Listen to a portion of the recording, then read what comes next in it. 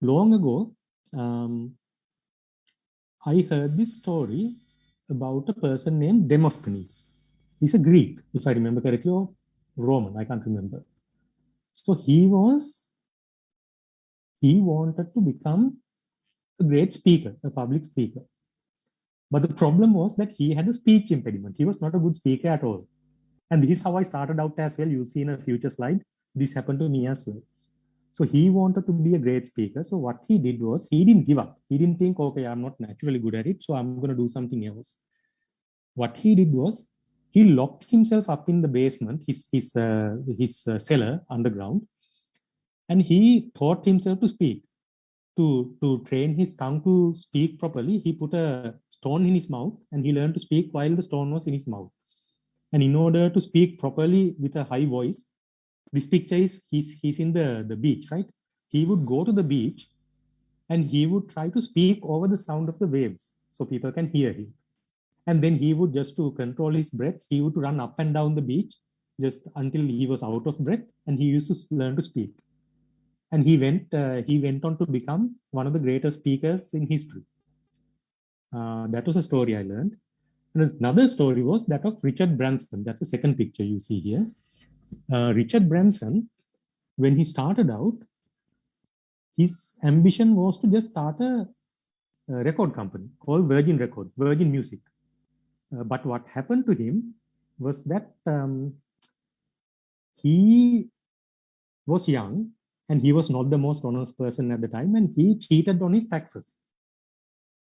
So the tax department found out in the UK, and he had already built a fairly successful record business, music record business. Tax department came in, took all of his money, and in fact, he had to borrow money to pay back what he was owed to the tax department. He lost everything. And if he hadn't lost everything, to this day, he would be running a very successful music company in the UK. But because he lost everything, it just triggered something in him. He just had to really learn how to build the company back, learn about finances, learn about how to grow the business. And that traumatic experience he went through, he learned a lot. And that's how the Virgin group of companies was born. And today he has Virgin Records, he has Virgin Atlantic, the airlines, he has Virgin Galactic, the space thing. So that's another one. So what I'm talking about is part of your ability to be successful is not about your ability. And that's why you can see down here, I don't know, you can see down here, I have a little asterisk here which says luck, right? Because whatever said and done, luck also comes into play. It's not all your ability. So if you take Demosthenes and Richard Branson, they were not particularly smart people. What they were known for was not giving up. No matter what bad things happened to them, they just kept trying and trying and trying. So to me, I will also explain my personal experience as well. What differentiates successful people from unsuccessful people is not smarts, not cleverness. The successful people don't give up after falling down. They just keep trying. They just change their approach a bit, try again, try again, try again until they succeed. So the third one here, this is actually, I don't know whether you have seen this picture, very iconic picture. This is Japan after World War II, after the atomic bomb was dropped. So if you think about Japan, and this is important for us as well in Sri Lanka right now, Sri Lanka is in a very bad place, right? We are at the very bottom, almost bankrupt. And many of you might be thinking, oh, the country is finished. We need to leave the country. There's nothing for us here. There's no future. If you take Japan, shortly after the war in 1945, they were worse off than we were. They were rock bottom. Entire infrastructure was destroyed. Country was destroyed. They had put all their money into the war. All that was gone. Rock bottom. But after that experience, Japan changed. And another thing you need to know about Japan is today you know Japanese as very nice people, right? Very polite, hardworking. But the truth is, during World War II, they were very warlike, very brutal. You can go and read about it. Very nationalistic, very racist also.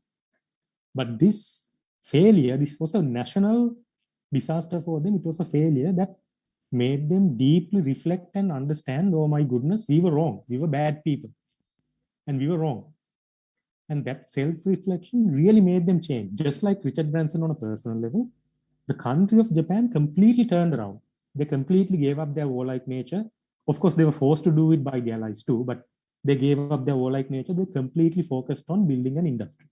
And the truth is, after hitting rock bottom at 1945, within 6 years, their economy was back to pre-war levels.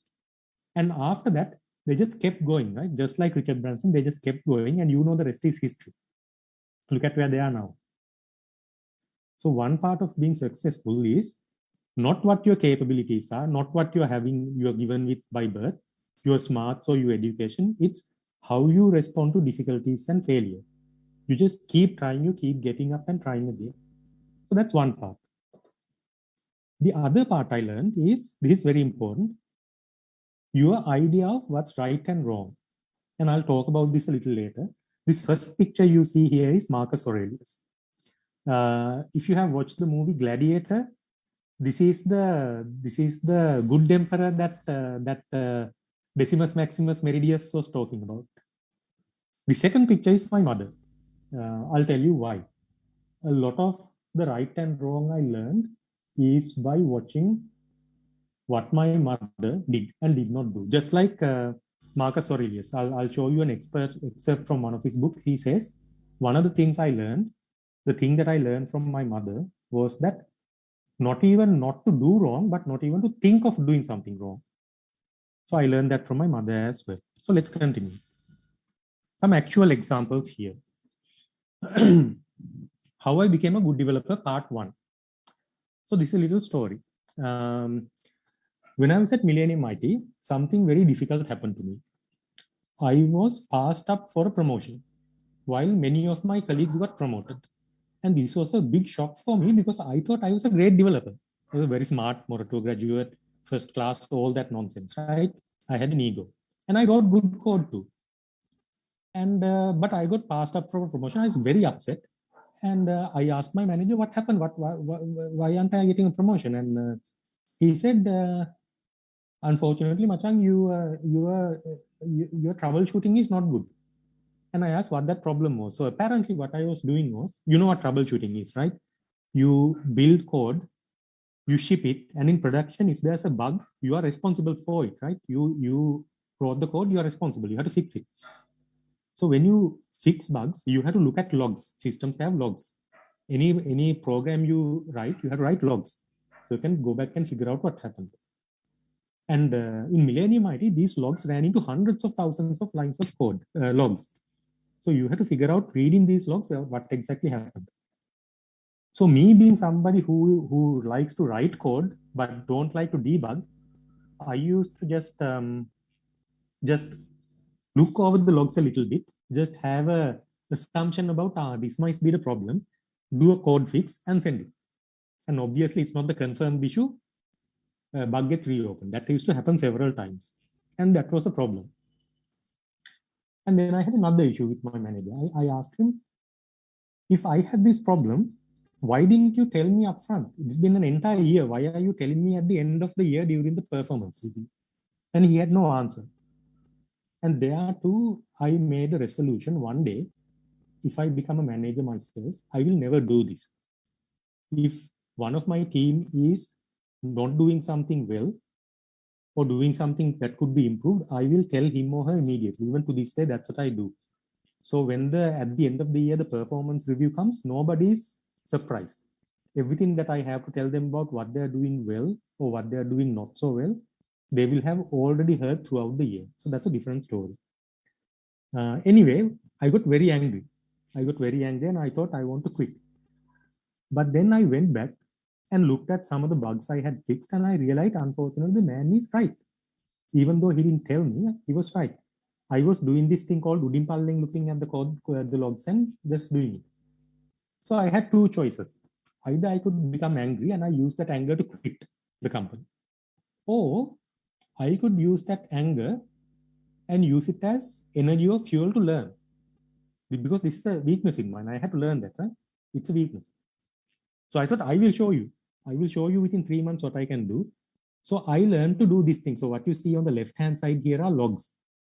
What you see on the right-hand side is the kind of code that would generate these logs. So what you need to do is go through the logs and figure out actually what path through the code this program took when it was executed. Because sometimes you can't always recreate a problem. You have to use the logs. So I had to look at this line and say, okay, here, what does this mean?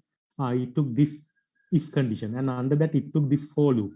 And in the for loop, it went 4 times. And at that point, this value of the variable of this one, because of that, the crash happened. So you have to do that. So I trained myself to take some of the most difficult bugs in production, read through hundreds of lines of code one by one, scrolling like this, scrolling, going back and forth, learn how to do it. And within 3 months, I was debugging some of the most complicated issues in the system. And by next year, I got my promotion as well. And to this day, it's this setback I had, this pain of not getting the promotion and feeling humiliated. That's what made me very good at reading code now. I can actually read a log like this immediately and tell you which path through the code it took. And when I look at a piece of code, I can run it in my head. I don't need the compiler or the runtime. I can run it in my head and tell, okay, this is what happened, this is what happened. And that ability I would not have got. I did not have that ability in university. I got that ability because of the setback. Part 2, another setback. This picture you see here on the left-hand side, this is the American Stock Exchange. It was one of the 3 primary stock exchanges in the US at the time. And I was placed there on-site as the on-site engineer for 3 months. I used to actually walk in this floor from time to time, but actually I was upstairs most of the time. So whenever there's a production issue, I have to go in and debug it, right? And this is not a joke, because this is one of the primary exchanges in the US.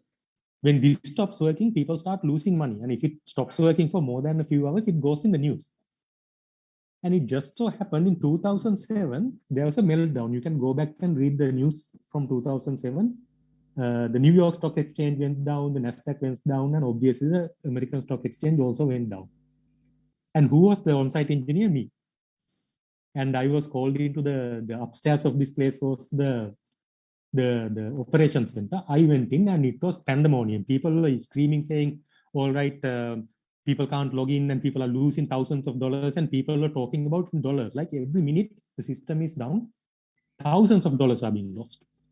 And I was shivering. I was like 25 years old. And worst part is there's nobody to help me because everybody is in Sri Lanka, they're asleep. It's like 8 o'clock in the morning, or like 8 or 9 in the morning. It was almost midnight in Sri Lanka.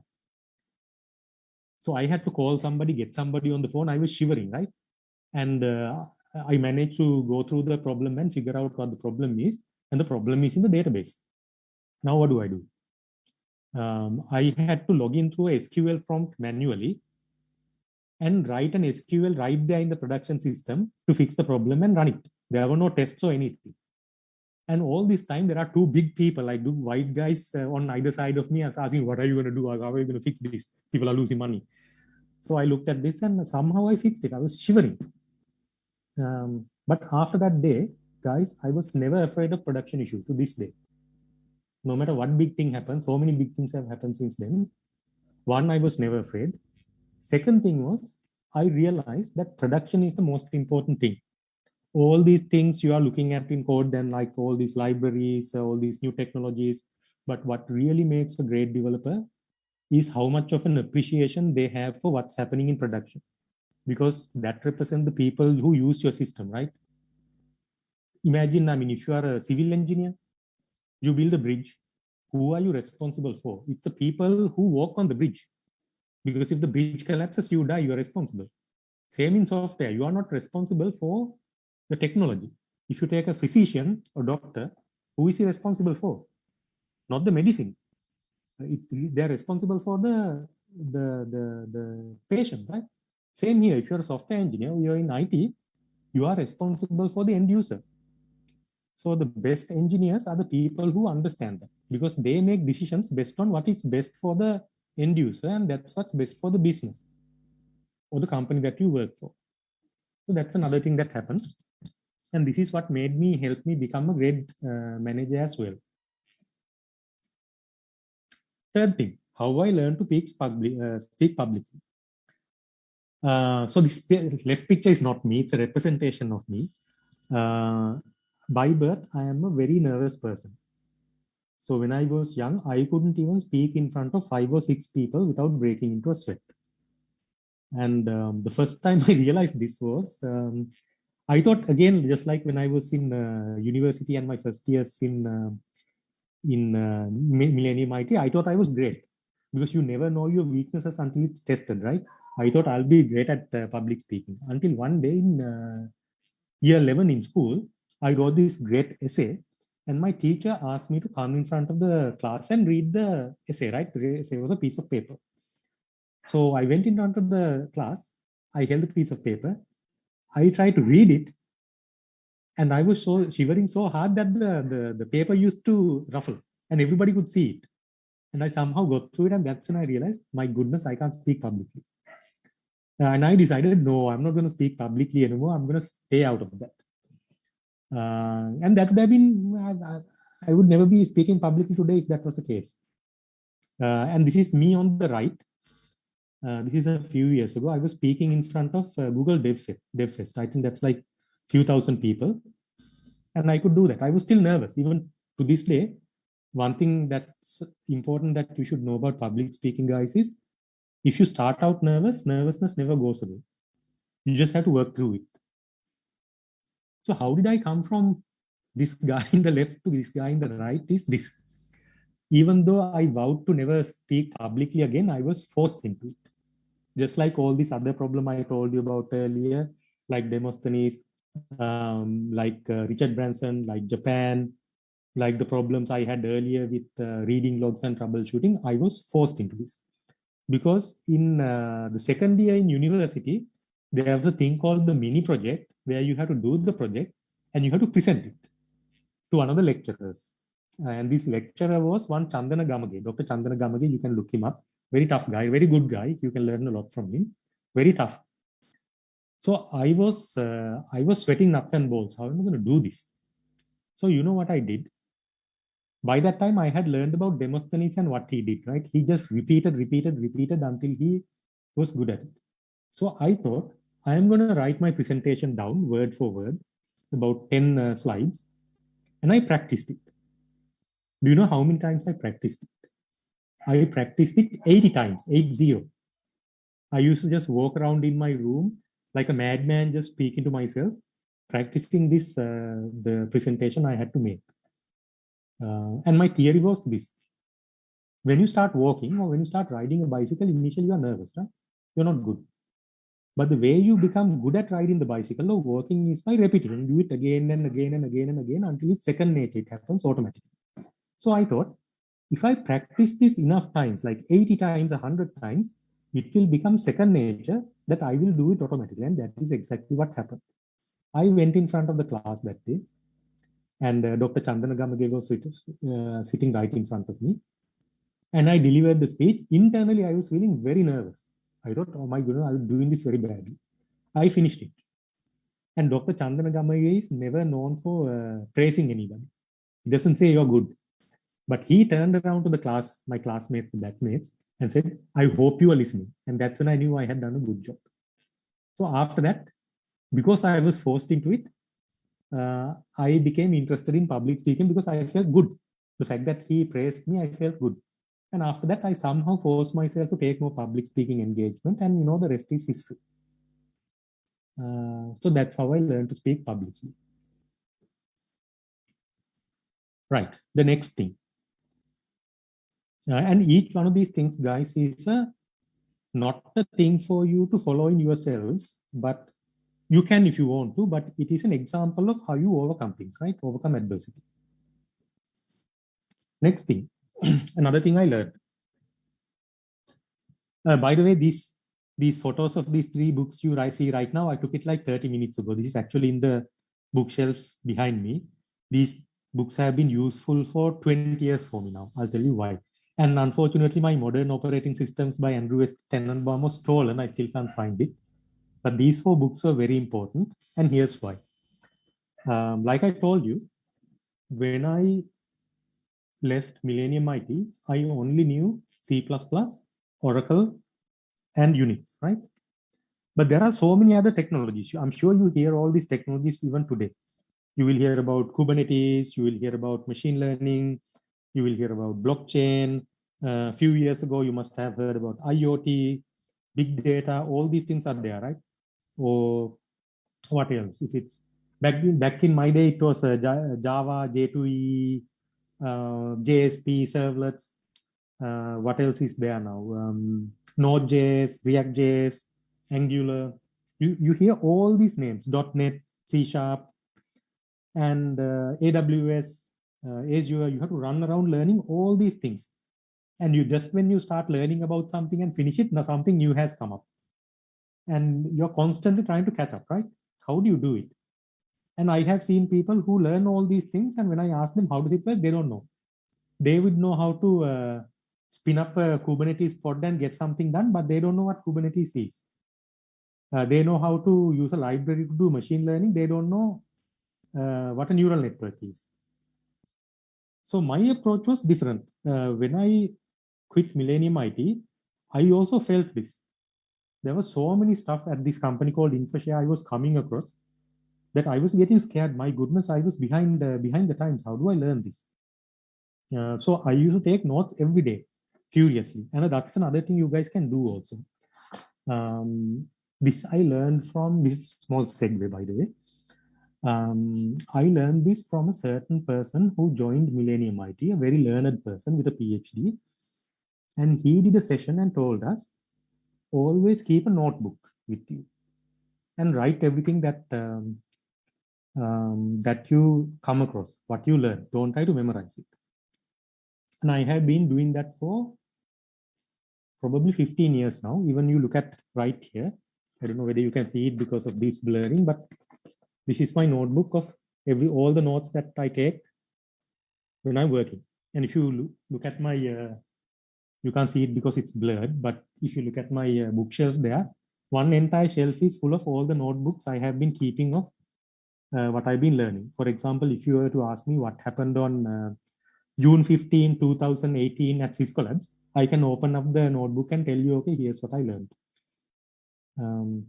So I took a lot of notes trying to learn these things. But as I learned these things, I saw something very interesting. All the things that I'm learning, at the bottom of it is these four things: operating systems, networking, database theory, and algorithms and data structures. For example, if you take some AWS service, EC2, what is EC2? It's just a Linux box. And if you take elastic block storage, just a hard disk. If you take any language you can think of, PHP is, what is it? It's just a scripted interpreted language without typing, not a strongly typed language. JavaScript, it's a just-in-time interpreted language that is not typed. C++, it's a compiled language, strongly typed. Golang, strongly typed, compiled language. So it's just the syntax that changes, right? Everything is the same. And the data structures inside, what do you have? You have linked lists, you have maps, you have queues, you have arrays. Everything is the same. Everything has loops. Everything has if-else conditions. Everything has functions. It's all the same stuff. What changes are the details. So even if a new language used to come in today, you might have noticed that I'm a Golang enthusiast. A few years ago, I didn't know Golang. I just learned it. So all that was possible because I knew my data structures and algorithms and databases. So you have so many databases. You have MySQL, you have NoSQL, you have SQLite, you have Postgres, all these things, everything falls to relational databases. So if you know how tables work, if you know your SQL, if you know your foreign key constraints, how that works, if you know queries, joins, the types of joins, if you know how indexes work, if you know sharding, then everything else is easy. Everything else is detailed. Data structures, in addition to data structures, computer communications. All of the things that you will experience today most likely will turn out to be web-based systems, right? And what is at the heart of web-based systems? HTTP. And what is under HTTP? TCP/IP. What is under TCP/IP? It's some sort of data link layer, right? Maybe Ethernet, maybe Wi-Fi, something. Beyond that is the physical link layer, like whether whether it's a physical wire or whether it's radio waves, whether it's fiber optics, like that. So if you know this network stack, everything is easy. For example, if you are learning web-based systems, be sure to learn how the HTTP protocol works.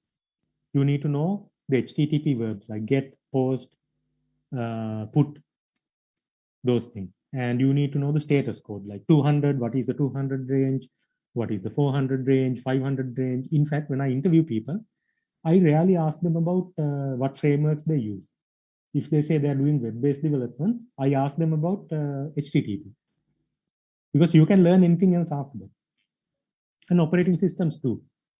You need to learn about IO operations, disk operations, how the operating system uses processes, right? All these things you're talking about. PHP is just another process that runs in the Apache web server. Node.js is just another process that runs in a server, right? Everything is a process. Even the browser, a process. Even this Zoom application that you're running right now is just a process. So if you learn these things, everything else becomes easy.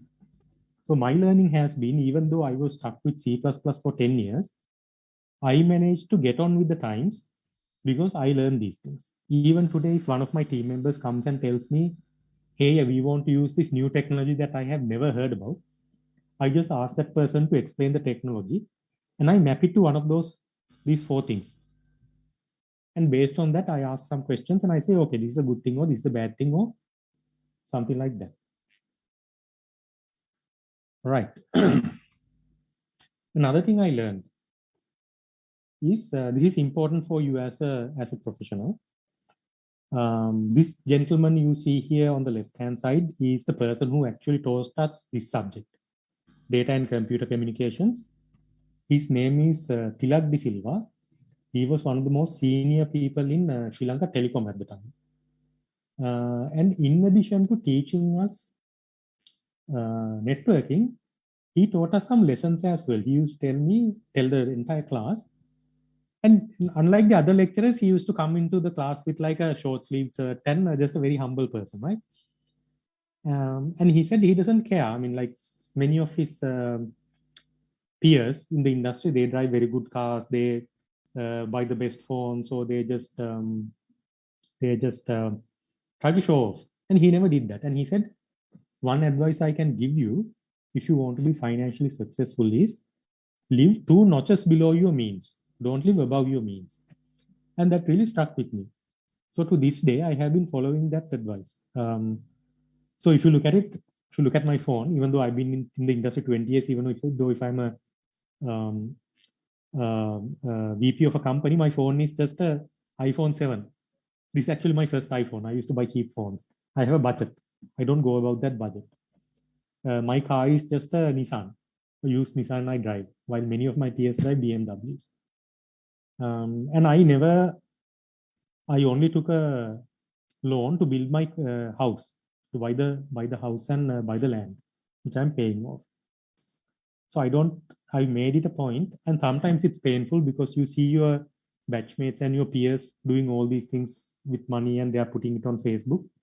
But I made it a point, only I am going to pay less than what I can afford.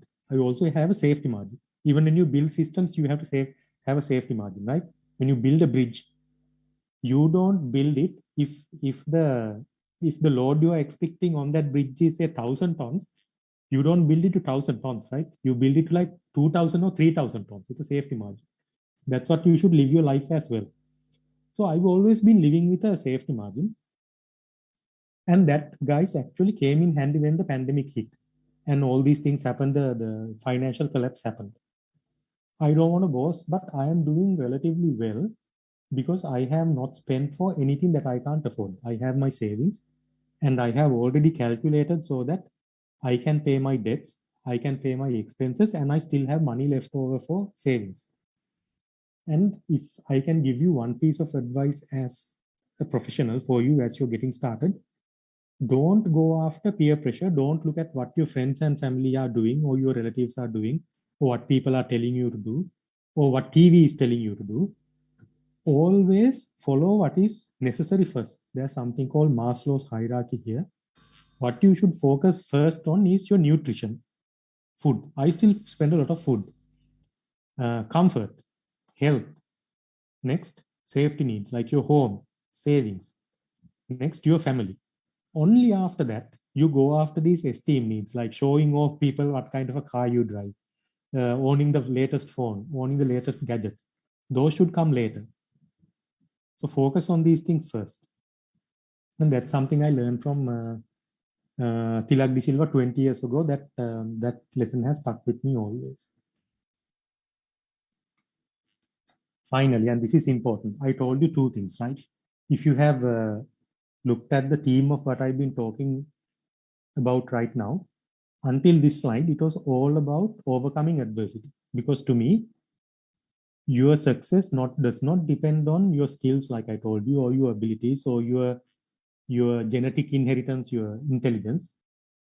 It depends on how you face a difficulty. If you look at a difficulty and you think, enough, I'm going to go to something else, you're not going to succeed. All the people who succeeded have never given up. In fact, when I hire people, when I look at their CVs, if I see them jumping from company to company every year, that is a negative signal for me. What that tells me is, as soon as things get hard at one company, they jump to another company. That's a bad sign. So my first lesson is that all these stories I've told you about, this learning about how to troubleshoot, having this traumatic experience at the American Stock Exchange, learning to speak publicly, all these things are about overcoming difficulties and especially turning weaknesses into strengths. Now, this is the second part. Second part of that is ethics, doing the right thing. And this is important today, right? If you look at the world today, even in this country today, aren't we here as a country, Sri Lanka, because there were a lot of people who prioritized success over ethics, doing the right thing. They made money for themselves and they, in the process, sank the country. Even in the world today, you see this. There are so many billionaires out there wasting their money doing various random stuff while half the world is starving. And do you want to be that? And look at the world, look at the country today. Does it matter? It matters to me. Like, does it matter to you? Imagine if you are happy and if you're making a lot of money, but if you look at the world, the country around you today, and see how many people are going hungry, how many people who can't feed their children, how many people who can't pay their rent, being thrown out of their houses, going hungry. Can you be happy? I can't be happy. So that ethics part has to come in. If you want to be successful and happy in your life, you have to have that part. And that, by the way, is why I was happy in those 2 years I was working for that non-profit startup. Even though I was not making a lot of money, I always felt I was doing the right thing. In Millennium IT, whatever said and done, I was working with stock exchanges, which is basically a process of making rich investors become richer, right? But within those 2 years, I was doing things that helped people who are having difficulties in their life get the help they need. So I felt very fulfilled. In fact, during those 2 years, when I was working at Millennium IT, my heart rate was around 80 beats per minute. And in fact, I have seen stockbrokers who are earning millions of dollars a year. I used to watch those stockbrokers come out of the American Stock Exchange building around lunchtime. And they come for a smoke. And you can see as they smoke, their hands are shaking. Now, what's the point of making millions of dollars if that's the kind of anxiety you have to deal with every day? And when you go into this trading floor here, I used to be in the trading floor. You don't see anybody who is over the 30s, over their 30s. There are few people who are old, but all the people who are older than 30 have either have a heart attack or had a stroke or something or have retired out of stress. So what's the point of making money that way? So that's why this ethics part comes in. So when I was younger, one of the first things I learned before I had these personal experiences was this gentleman is Robert Clive. I read a small general knowledge article about Robert Clive, and he was one of the richest people at the time when the British ruled India. The company that handled India for Britain was called the British East India Company. They were in Sri Lanka as well. He was rich beyond belief. I think the East India Company was probably richer than Apple is today in inflation adjusted terms, right? He was rich, he had everything, he was very well respected when he went back to England. But at the age of 49, he committed suicide, he killed himself. Some people say he took a drug, some people say he cut his own throat. And he was depressed. And I thought, why would a man who has all these things get depressed and kill himself? And that told me there is a limit to how much money will make you happy. By the way, don't trust rich people telling you that money can buy you happiness. That only happens once you have money. Up to a certain level, you need to have money. 20 years ago, I was unhappy because I didn't have enough money. I was taking the bus. I didn't have enough money to buy stuff. In fact, I didn't have enough money to buy textbooks. I used to go to the expographic bookshop in Morato University, in that building I showed you.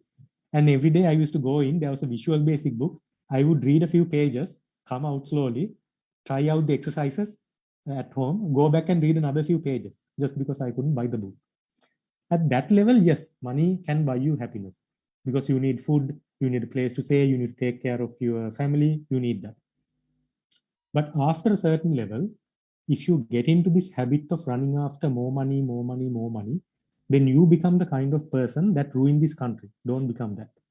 In fact, I had another anecdote. This second image is actually not an image of something I show. This is a guy jumping off a bridge. One day, many years ago, a three-wheeler driver I took told me the story that he witnessed a very well-to-do person. I think if I mention the name of the company, you will recognize it, but I won't tell you. A director level person in the company, married, good children, good family level, good house, good car, lots of money, but something went wrong. He got caught in some sort of scandal.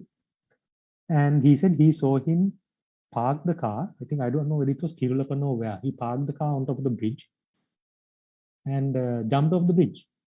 And people went to help him. And they saw him, I'm just telling you what the three-wheel driver told me. He came up for air once, came up for air twice, and he went under. And I thought, with all that money, all that prestige, all that great position he has, look what happened to him. So I decided I'm not going to get into that level.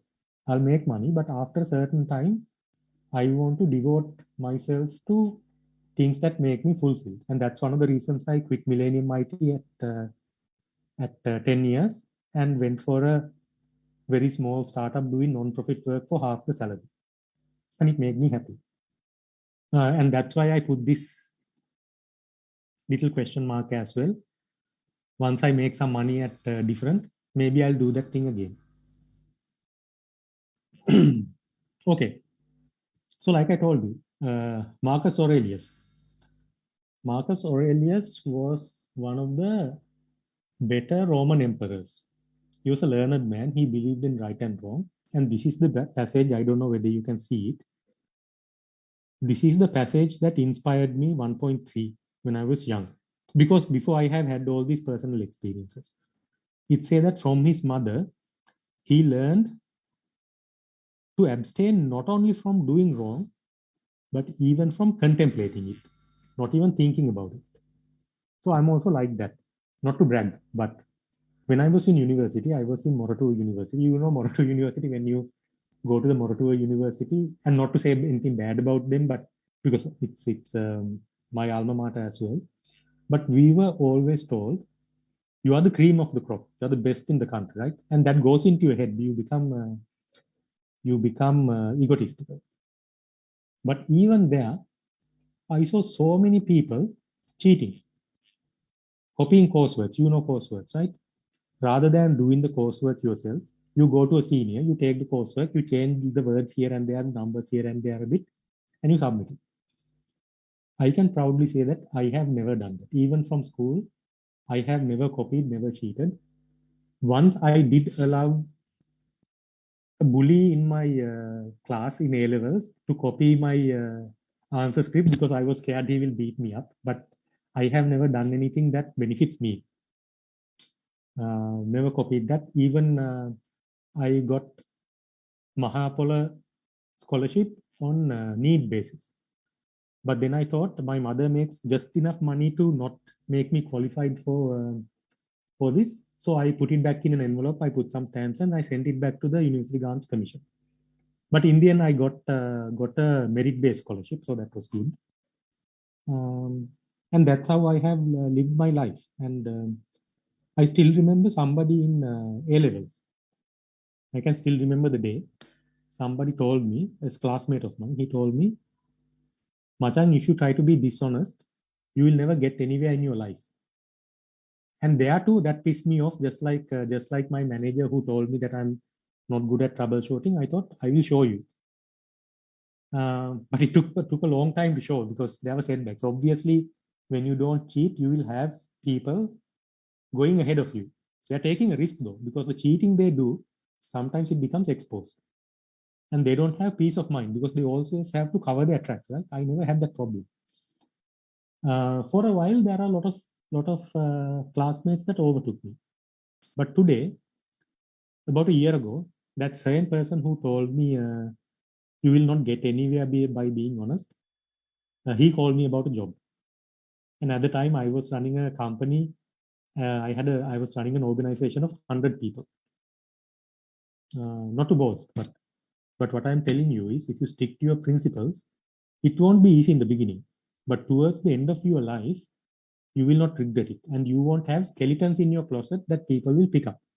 Now, to me, I don't care. Anybody can look up anything in me. There's nothing to attack me with. I'm safe. I have that peace of mind. And if you have it, when you grow older, you won't become these old people who suddenly become religious, have to go to temple, have to go to church, have to do dana, so whatever you have to do, because they have that guilt, right? They start thinking about what I have done in my life. You won't have to go to that if you always stick to your principles. So those are the two things that I want to leave you with, not any specific things about what do I learn to do to be a better engineer, or how do I do my CV better, or not those things.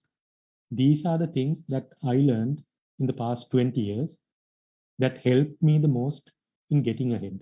So I hope I have done a good job in condensing my experiences into 45, 50 minutes. Yes, that is what I want to leave you with. I hope it helped you. Questions, if you have time.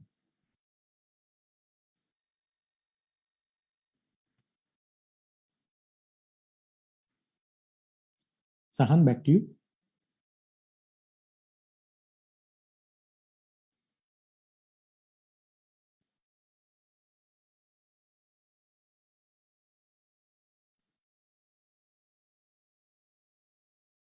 Are we on Q&A?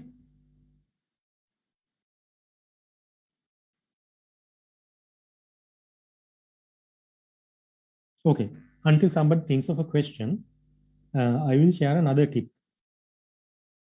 Our education system and our culture, in fact, has conditioned all of you to not challenge authority. Get out of that. In fact, isn't the failure to challenge authority that has resulted in our country getting to where it is today? Whatever the leaders do, we say, okay, they must know better than us. What do we know? And they destroy the country and we watch. And we don't say anything because they are the higher ups, they are the authority. Get out of this.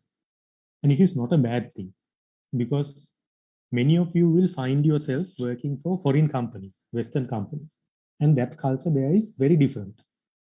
While we are very smart, we can do a lot of work, you will find people in countries like, I have seen this a lot in places like the US, United Kingdom, Australia.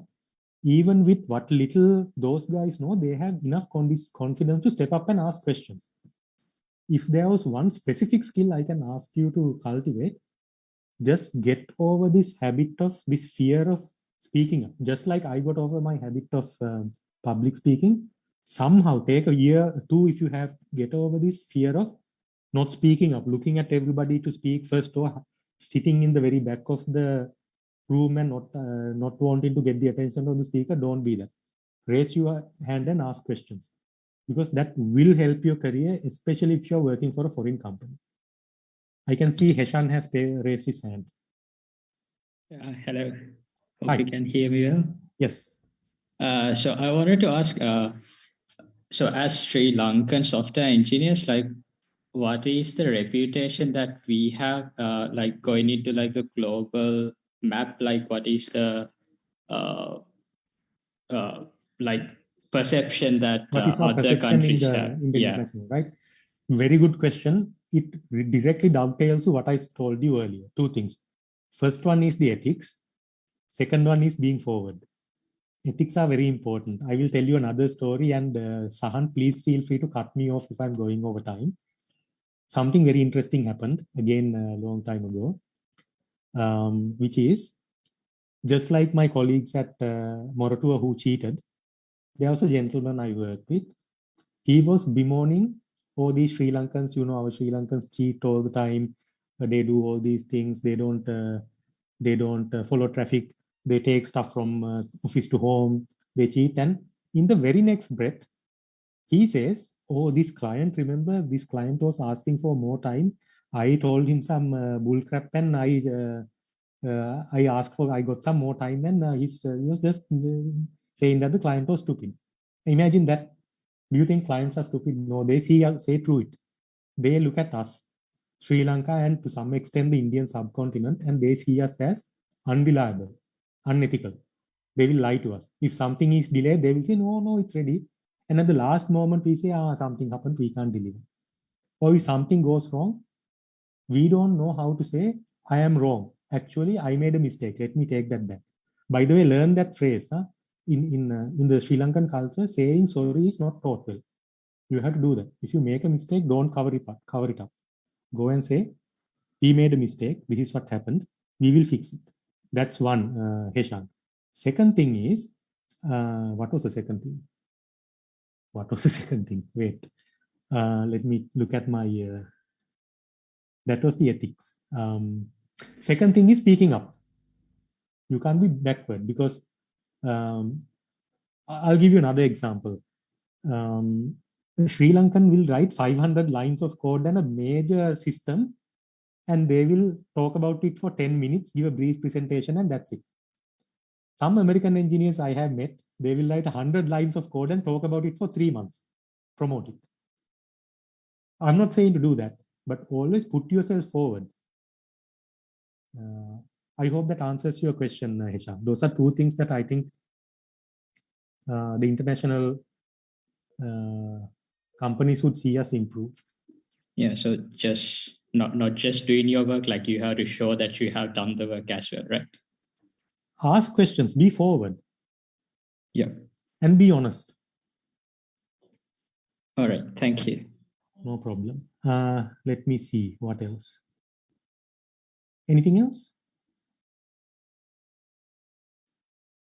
I think we are going to take a group picture in a little bit.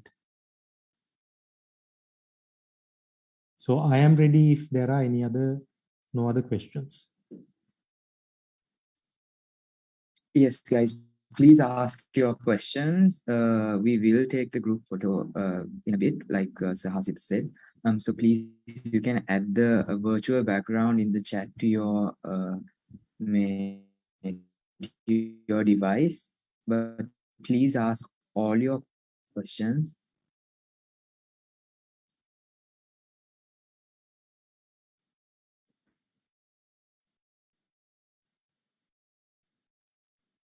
At least put it into the chat.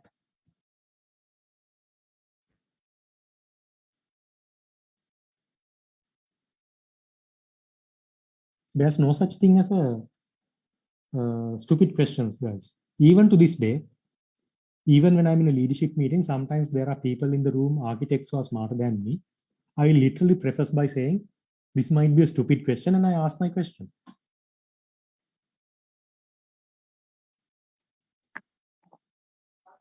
Sir. Hello? Hello, can you hear me? Yes. Is this Pasan? Yes, sir. Yes. So, sir, I noticed that you read the book by Marcus Aurelius, The Meditations. Mm-hmm. So I am also very interested in those type of books, and I have read it. So do you have any recommendations for books to read to like change our philosophies of life? Right. Let me see. I'm just gonna look at my. Okay, so okay. By the way, another thing you should do is, depending on the company you join, get avoid using sir or ayya or malli or nangi akka. Most foreign companies are first name based. In fact, when I joined Millennium IT, I was just an intern, and when the CEO comes, we just call him Tony. And even at different, all the way from the lowest intern to the CEO, the way we address them is the same. The way we talk to them is the same. The tone we use is the same. That is the right way. But you might be joining a Sri Lankan company. Sometimes they expect you to do that. But other than that, yeah. Let me see. I will give you one. And this book is, let me bring it 1 second.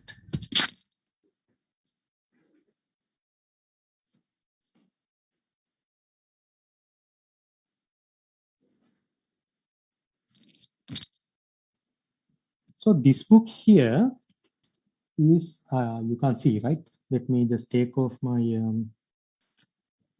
blurring.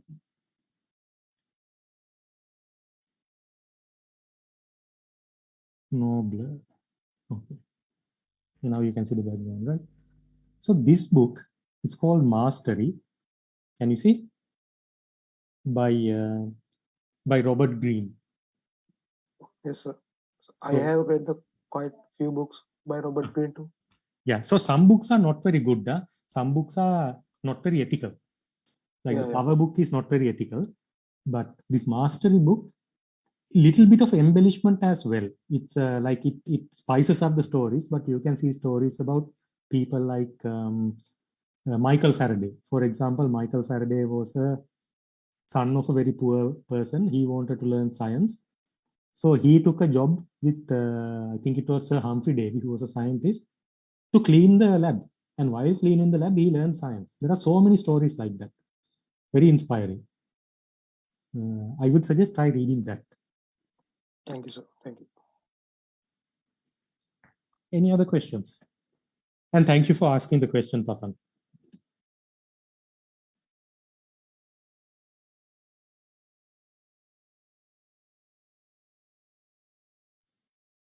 Also, guys, please ask all your questions, add them to the Zoom chat, or please unmute yourself. As Hasitha said, there are no wrong questions.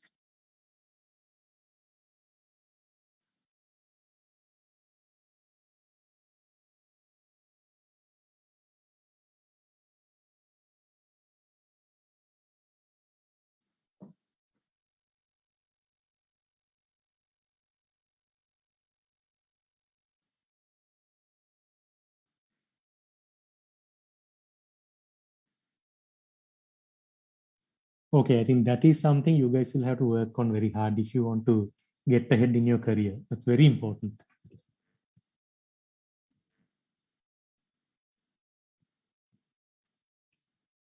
If not on today's call, the next time you get on some sort of call, maybe at the workplace you're going to work at, or the next seminar you're going to attend, force yourself, just like I was forced. Imagine if I had not been forced to do that second year presentation in front of Chandana Gamage, I wouldn't be here speaking like this. So if you don't do it today, just it's okay. Do it in your next session that you go to. Yes, Ashan. Yeah, I was going to ask more questions, but the power went out, so I had to go and get some data from a bus. Sorry. So I wanted to ask, so if you're a person, like let's say you're in a software project or a project with a team, and if you're a person that always finds yourself like leading the team, like implicitly, like you don't really like say that you're the leader, but you're the person that actually like puts in the work and say like everybody's like assigned to a task, like what sort of advice would you give to that person to manage things better and to delegate tasks and stuff? So what sort of advice would you have? Is this a case of like when you do a group project, you naturally become like end up becoming the person everybody comes to? Yeah. I become the person who everybody depends on sometimes, and it kind of gets hard. Is it because of your technical skills or is it because of your coordination and speaking skills? Speaking skills and technical skills, both, I think. Both. Well, then I don't have much advice to give you. All I can tell you is it will be hard, but when it comes to leadership, there are no textbooks. The best way to do is make your mistakes and learn. I'm assuming many of you are in your early 20s. So now I'm in my mid 40s. I'm still learning. So make mistakes and learn. Don't worry about mistakes. That's all I can tell you.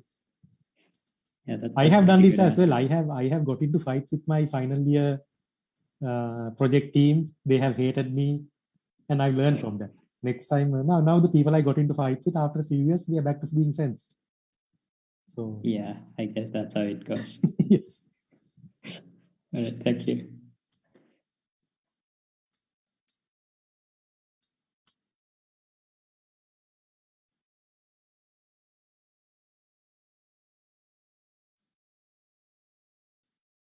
All right, guys, I think that's the end of the questions. Thank you, everybody, for asking all your questions. And thank you, Hasitha, again, for answering these questions and conducting such an insightful workshop. Our heartfelt gratitude goes out to you, sir, for taking time from your busy work schedule and conducting this workshop. Another special appreciation to Kalpika Abesekar. Thanks, guys. Thanks you Now, for giving me the opportunity. Thank you, sir. Now it's time to take the official group photo of this workshop. Another kind reminder that the virtual background has been added to the Zoom chat. So if everyone could please turn on their videos and add the Zoom background, that would be great. We'll stay for another couple of minutes until everybody is ready to on their.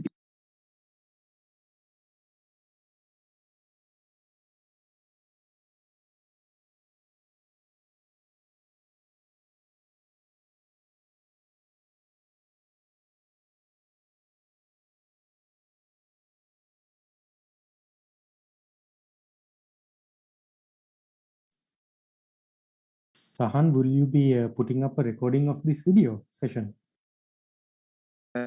Yes, sir, we'll be recording the session. All right, thanks.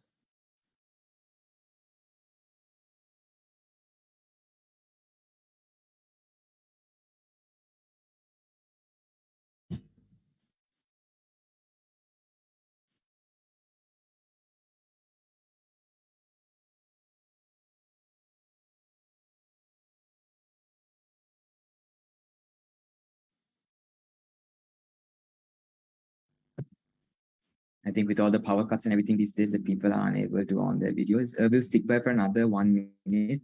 And again, reminding all of you to add the virtual background and also to on your videos if it's possible.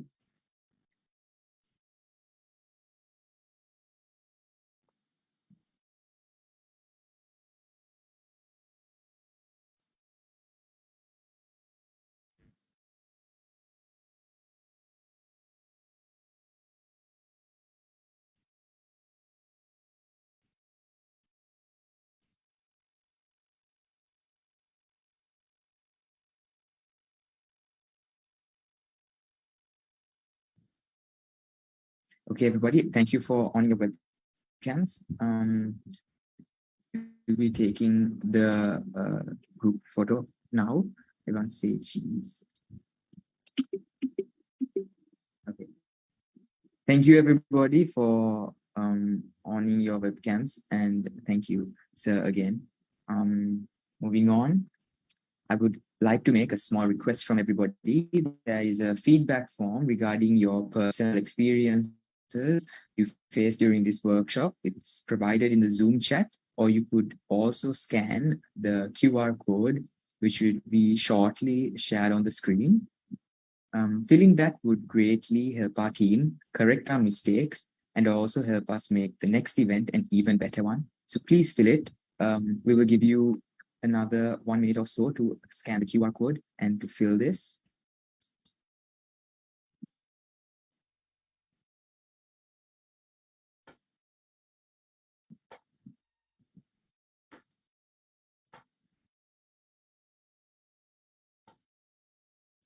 please give honest feedback for me as well, so that the next time I do this, the next group of students will benefit more.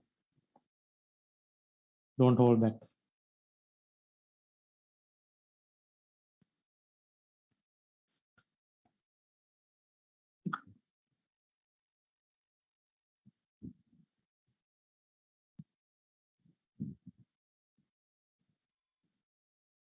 Okay, guys, thank you for that. We are in the Zoom chat. You will have the feedback form, the link to it. So please, you can always click on it and please fill it and give us your feedback. Moving on. You know that every good thing must come to an end, but every end is a new beginning. It's time for us to mark the end of this workshop. I would first like to thank everyone who joined today. My heartfelt appreciation goes out to everyone who helped organize this, and you, Sir Hasitha, for taking time from your busy schedule, and I hope that this remains a lifelong memory in your minds. Until we meet again, stay safe and goodbye. Signing off, I am Sahanti Fonseca, and this was Getting Started in the Field of ICT, organized by the UCSC ACM Student Chapter. Good night.